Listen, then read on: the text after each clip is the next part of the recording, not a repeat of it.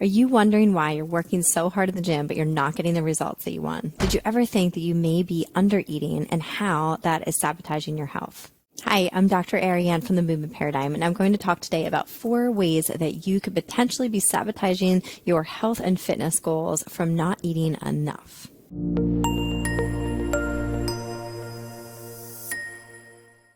I see patients day in and day out that I look at their nutrient intake and I look at what they're potentially expending day to day. And I see that so often people aren't eating enough to fuel their bodies. They're not eating enough macronutrients for energy. They're not eating enough micronutrients for overall health and well-being. And so when we really dive into this, this can be a really big factor for not only improving their performance in their fitness or life or sport, but also their overall health. So number 1 is you need enough calories to meet your metabolic rate. So when we think about our resting basal metabolic rate, think of this as enough calories or energy to simply survive and exist. Things like digestion, things like excretion, breathing, pumping blood. For most people, that is at the minimum 1,200 calories a day, and that is going to be factored into age and gender and activity. So what happens is the longer that we are in a calorie deficit or any kind of restrictive eating for a long period of time, then what can happen is your basal metabolic rate, so again, what you need to survive, begins to lower. So where we want our metabolism to improve over time, especially through exercise, so that we're able to eat more calories, more carbohydrates, for example. If we continue to be in this chronic diet cycle, whether that's intentional or unintentional, and this focus on this restrictive eating, then unfortunately that will lower our set point. And so we end up underfueling, but then we are also not able to change body composition because of this as well. Number 2 is your brain and your body need energy to thrive.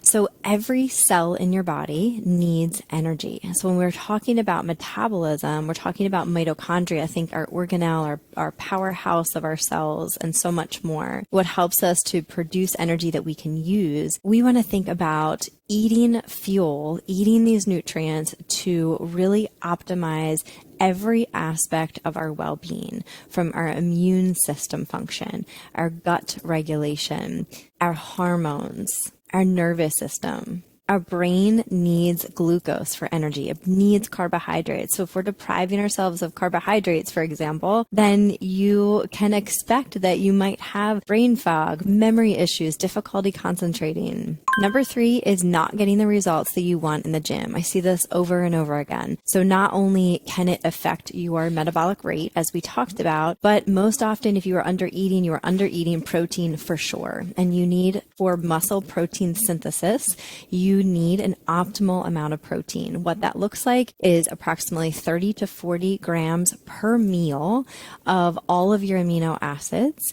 And that is ideally close to 1 gram of protein per body weight as a general recommendation. Obviously, this can change based on where you're starting from, what type of activity you're doing, but we don't want to think about just simply surviving as the RDA is currently set at. We want to think about protein for thriving.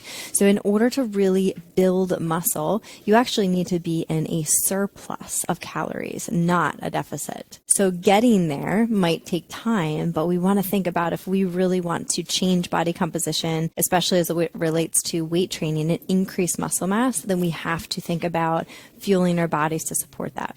And number 4, last but not least, and I've already mentioned it, is that if you're under eating or lacking in macronutrient and micronutrient content. And think of our macronutrients as our proteins, our carbs, and our fats, and our micronutrients as our vitamins and minerals. We also have phytonutrients and antioxidants. All of these things are coming from the food that we put in our body. And so I like to think about with my patients and with myself is how can we get more nutrients in during the course of the day? How can we replete our bodies of the things that it's lacking and really make sure that we're optimizing all of these functions before supplementation, before medications, thinking about what are the things that we need from food as it relates to health and well-being and medicine before we touch anything else. All right, so what are some take homes? Try to make sure that you have a healthy protein amount in every meal, a healthy fat, and a fiber source. All of these things, if you're thinking of eating them consistently throughout the day, is going to get you much closer to including a variety of nutrients. Second is having a variety of nutrients, focusing on diversity, focusing on not just calories, but actually the ingredients and things and what you're actually putting into your body from a nutrient perspective. Now, if you are starting from a low caloric intake, you've either been intentionally chronic dieting for years and years, you've been yo-yo dieting, or you're unintentionally just not eating a lot, but your weight has not changed. So that is kind of the key factor. Your weight has stayed relatively the same in those two instances. In this case, you have to go very slow. It's actually referred to as a reverse diet. So a reverse diet is where you're increasing your calories very slowly. So approximately 250 calories. Sometimes I'll even have people do less, so maybe 100 to upwards of 250 calories with a focus on some aerobic activity. So making us more metabolically efficient. So just low intensity can start off as walking, might even be some things like biking or whatever seems to suit you, but really trying to work on some aerobic metabolism. So this can all have a positive influence on our mitochondria, which is also going to affect our metabolism. So you want to think initially of having a lower carbohydrate diet as you're transitioning. And then as you get more metabolically efficient, especially if you can begin to add in weight training, then you can start to slowly add more carbohydrates in. So the ultimate goal is that we don't have to count calories. We can eat a higher calorie plan. We can enjoy food. We can enjoy all of the nutrients that food is providing us for feeling our best.